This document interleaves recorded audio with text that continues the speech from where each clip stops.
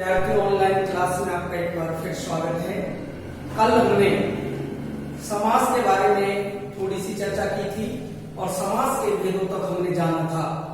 आज हम समासों को या समास के भेदों को परिभाषित करेंगे और पहला समास है अव्ययीभाव समास। अव्ययीभाव समास को पढ़ने से पहले हमें सबसे पहले इसमें एक शब्द आ रहा है अव्यय, इसको जानना होता है कि अव्यय क्या है।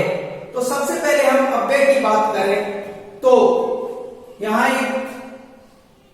इसको तोड़ने की बात करेंगे हम। अव्यय को जानने से पहले इसे तोड़े एक बार, तो यह निम्न शब्दों से मिलकर बना है ए प्लस व्यय, और इसमें ई क्या है? प्रत्यय है। ई क्या है? प्रत्यय। ए क्या है? उपसर्ग। व्यय क्या है? धातु। ई क्या है? प्रत्यय। तो ए का अर्थ क्या होता है? नहीं। व्यय का अर्थ क्या होता है? खर्च। और प्रत्यय कभी भी अपना क्या नहीं देते? अर्थ नहीं देते हैं। अर्थ नहीं देते हैं, यानी प्रत्यय स्वतंत्र रूप से अपना अर्थ नहीं देते हैं, बल्कि वो तो शब्दों के साथ जुड़कर अर्थ में परिवर्तन करते हैं। उपसर्ग अपना स्वतंत्र अर्थ देते हैं, तो ए यानी नहीं, व्यय यानी खर्च, कि जिसमें से कुछ खर्च ना हो। क्या हुआ? अव्यय का अर्थ जिसमें से कुछ खर्च ना हो। जिसमें से कुछ खर्च ना हो वो क्या कहलाता है? अव्यय। तो इसकी व्याकरण के तौर पे हम बात करें, इसकी व्याकरण के तौर पे हम बात करें तो क्या होगी? इसकी व्याकरण के तौर पर बात करें तो क्या होगी कि ऐसे शब्द जिन पर लिंग, वचन, पुरुष, काल व कारक का कोई प्रभाव नहीं पड़ता, जिन पर लिंग, वचन, पुरुष, काल और कारक का कोई प्रभाव नहीं पड़े, वो क्या कहलाता है? अव्यय कहलाता है। जैसे एक शब्द ले हम पुलिस, तो पुलिस चाहे स्त्रीलिंग हो चाहे पुल्लिंग हो, चाहे लड़की पुलिस वाली हो चाहे लड़का पुलिस वाला हो, लेकिन किस शब्द का प्रयोग करेंगे? हम पुलिस ही करेंगे। लड़की के लिए पुलिस ही थोड़ी करेंगे, नहीं करेंगे ना, पुलिस ही नहीं करेंगे, खाली क्या करेंगे? पुलिस। तो इस पर किसका प्रभाव नहीं हुआ? लिंग का। ना ही इस पर वचन का प्रभाव हो रहा है। इसे एक वचन भी माना जाता है और इसे बहुवचन भी माना जाता है। जैसे हम ये थोड़ी कहेंगे कि पुलिस जा रही है, ये कहेंगे, ये थोड़ी कहेंगे कि पुलिसों जा रही है। बहुवचन में यदि इसका प्रयोग करेंगे तो ऐसे नहीं करेंगे कि पुलिसों जा रही है, सिर्फ यही प्रयोग करेंगे पुलिस जा रही है। तो जहां जिस शब्द पर लिंग, वचन का कोई प्रभाव ना पड़े वो क्या कहलाता है? अव्यय कहलाता है। इसी प्रकार अव्ययीभाव समास में, इसी प्रकार अव्ययीभाव समास में कुछ शब्द ऐसे होते हैं जो अव्यय होते हैं और उनसे मिलकर ही क्या बनता है? यह समास बनता है। कौन सा? अव्ययीभाव समास। तो सबसे पहले हम देखेंगे अव्ययीभाव समास। अव्ययीभाव समास। अव्ययीभाव समास परिभाषा देखें। ऐसा समास, ऐसा समास जिसका प्रथम पद अव्यय हो, जिसका प्रथम पद अव्यय हो तथा दूसरा पद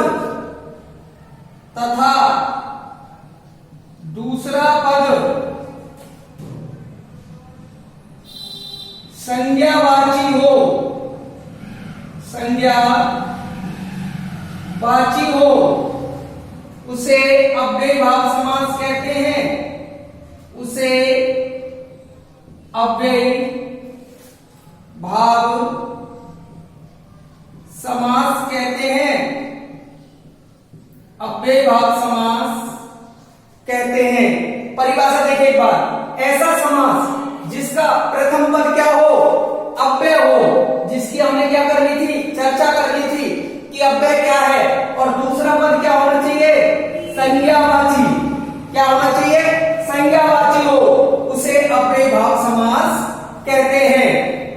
जिसका प्रथम पद अव्यय हो, दूसरा पद संज्ञावाची हो, उसे अव्ययी भाव समास कहते हैं।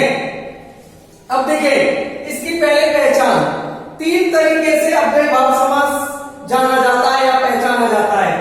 इसकी पहचान के रूप में देखेंगे हम, फिर उदाहरणों की बात करेंगे। पहले पहचान देख लेते हैं। पहचान नंबर 1, इसका प्रथम पद अव्यय होता है। इसका प्रथम पद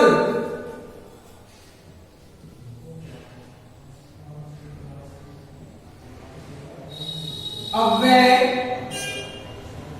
होता है। पहला क्या है, इसका प्रथम पद अव्यय होता है। दूसरी पहचान, यह उपसर्ग शब्दों से बना होता है। उपसर्ग शब्दों से बना होता है। तीसरी पहचान, इसमें शब्द की पुनरावृत्ति होती है। इसमें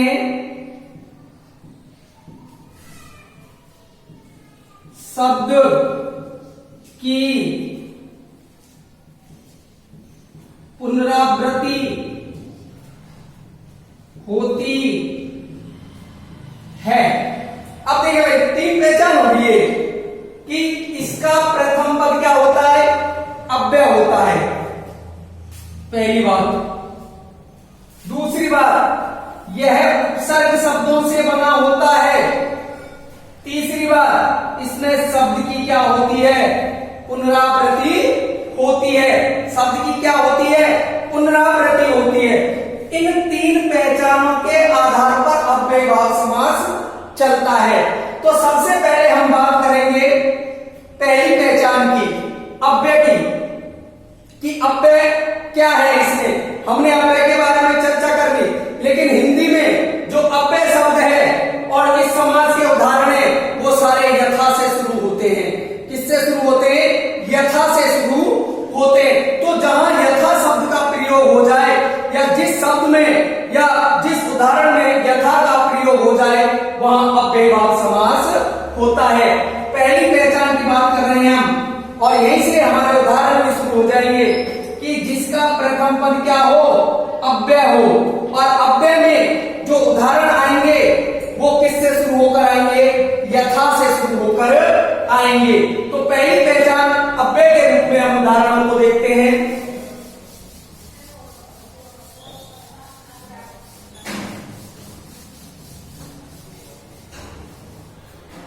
जैसे यथा विधि, यथा विधि, यथा विधि। तो देखिए यथा विधि में दो शब्द है, दो पद है। एक तो है यथा और एक है विधि। अब बात यह आती है कि साहब इनका विग्रह कैसे करें हम। विग्रह हमको क्या पता इनका अर्थ क्या होता है, इनका अर्थ क्या होता है, इनका विग्रह कैसे हो। तो सबसे पहले आप विग्रह करने का तरीका सुने यथा शब्दों का। आपको पता है कि समास में दो पद होते, दो से अधिक भी होते, लेकिन मेन जो बात है दो पदों की होती है। एक पद है यथा और एक है विधि। तो यथा का शब्द यहां किससे लगाया जाता है और विधि का अर्थ क्या लगाया जाता है, वो सुने आप। इसकी पहचान, विग्रह करने की पहचान,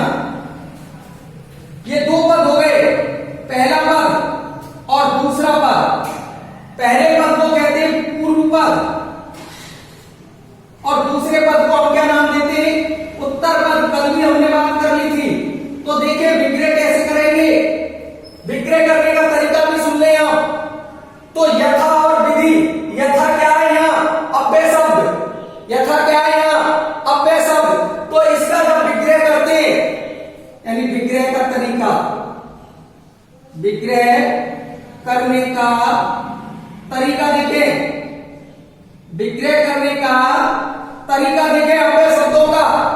तो सबसे पहले आप यथा वाले शब्दों की बात कर रहा हूं, अव्यय वाले शब्दों की बात कर रहा हूं। सबसे पहले लिखेंगे आप उत्तर पद। क्या लिखेंगे? उत्तर पद।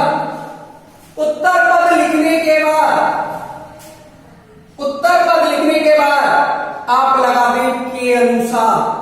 क्या लगा दें? के अनुसार लगा दें।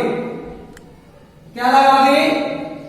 के अनुसार लगा दें, आपका विग्रह हो जाएगा।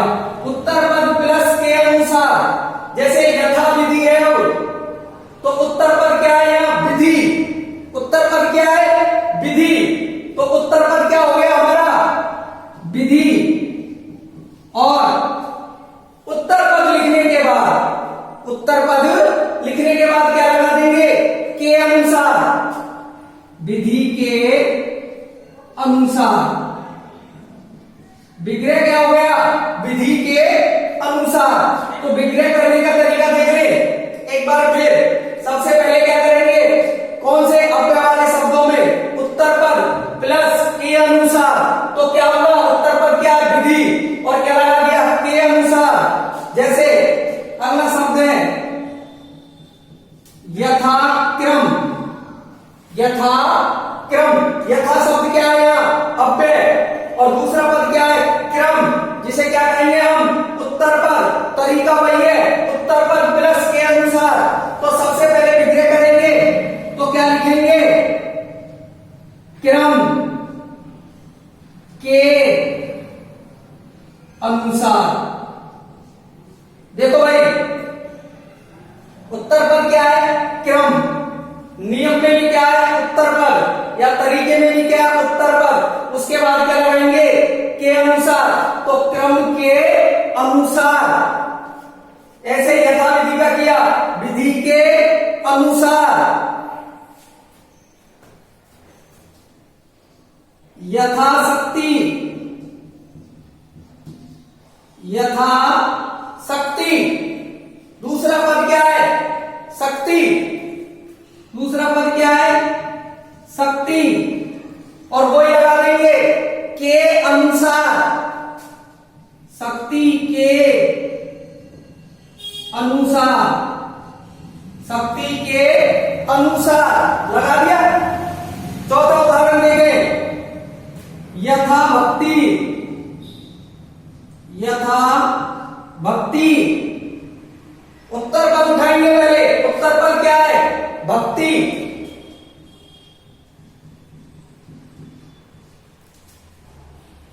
भक्ति क्या लगा देंगे? के अनुसार।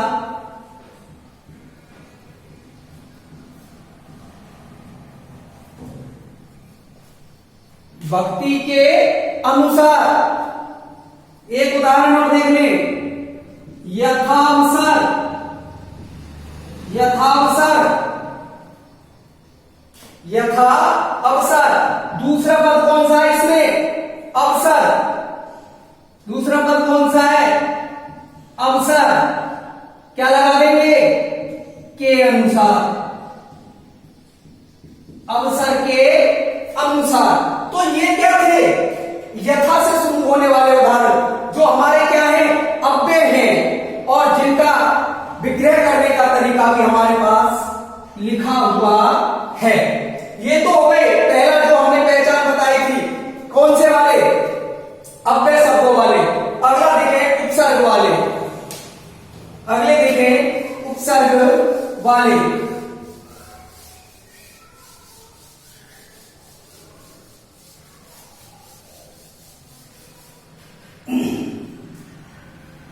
उपसर्ग वाले।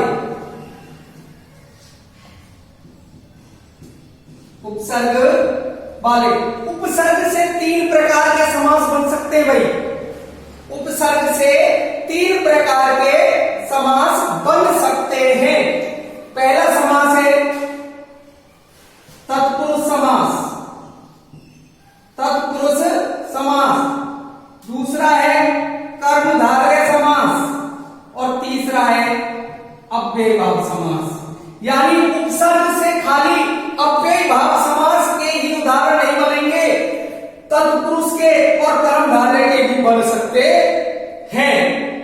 तो इन तीनों समासों के उदाहरण किससे बनते हैं? उपसर्ग से बनते हैं। लेकिन अब हमारे सामने समस्या यह है कि हम पहचानेंगे कैसे कि कौन सा तो तत्पुरुष समास का उदाहरण है, कौन सा कर्मधारय का है और कौन सा अव्ययी भाव समास का उदाहरण है। तो देखो हमारे पास हर चीज के विकल्प होते हैं, तो इनको पहचानने का भी हमारे पास विकल्प है। सबसे पहले हम तत्पुरुष समास की बात करें कि तत्पुरुष समास भी उपसर्ग से बनता है और वो कैसे बनता है। तो देखें तत्पुरुष समास को कि जिस उदाहरण में ने, अन और ना का प्रयोग होता हो, ने,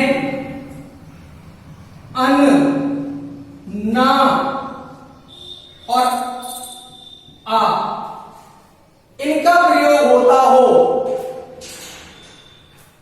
वो सारे तत्पुरुष समास के उदाहरण माने जाते हैं। कौन से समास के? तत्पुरुष समास के उदाहरण माने जाते हैं। जैसे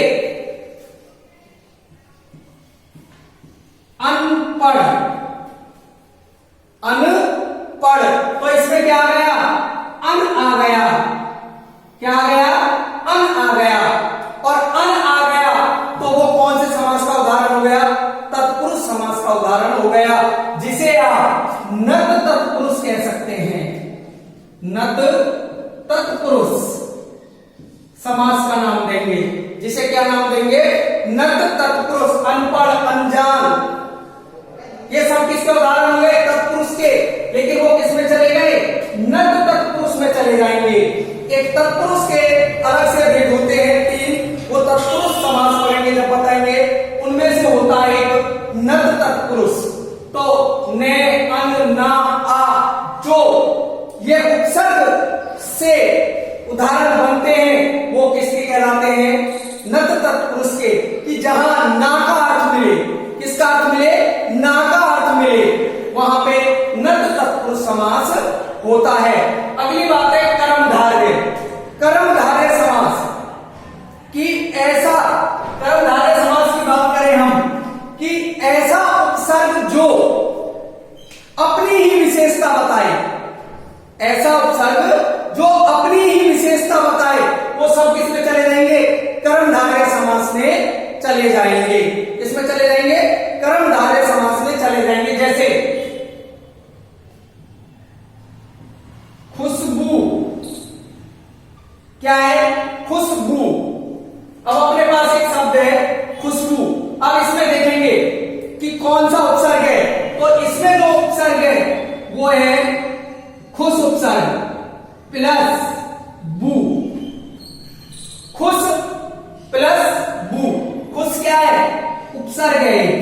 खुश क्या है? उपसर्ग, जिसका अर्थ होता है अच्छी, और बू यानी होता है गंध। बू यानी क्या होता है? गंध। तो यहां क्या हुआ?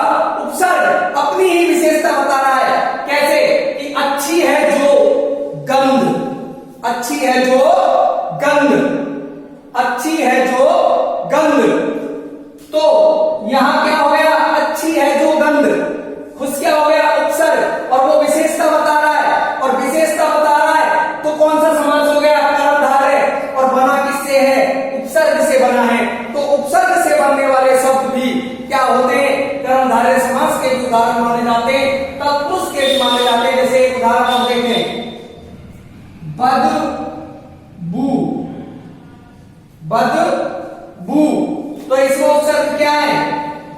बद प्लस बू। बद यानी बुरी, बू यानी गंध। क्या हो गया? बुरी है जो गंध, अच्छी है जो गंध, बुरी है जो गंध और अच्छी है जो गंध। तो ये क्या हो गया? कर्मधारय समास हो गया। तो यहां पे अव्ययी भाव समास नहीं होगा। और तत्पुरुष समास ने, अन,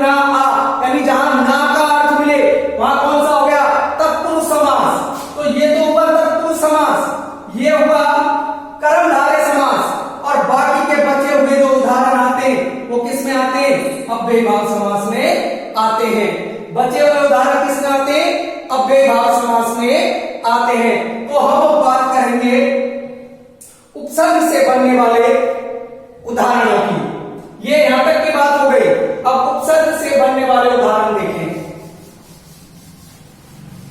उपसर्ग से बनने वाले उदाहरण।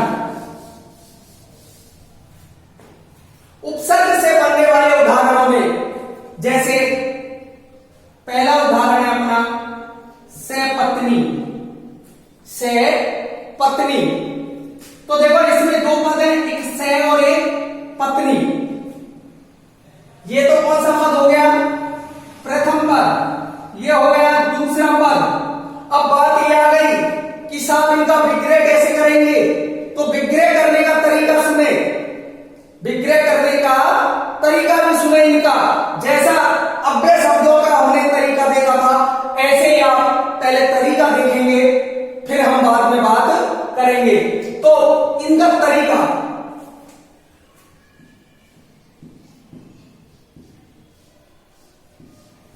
देखें कैसे इनको विग्रह किया जाता है। तो इनका तरीका है, यदि प्रथम पद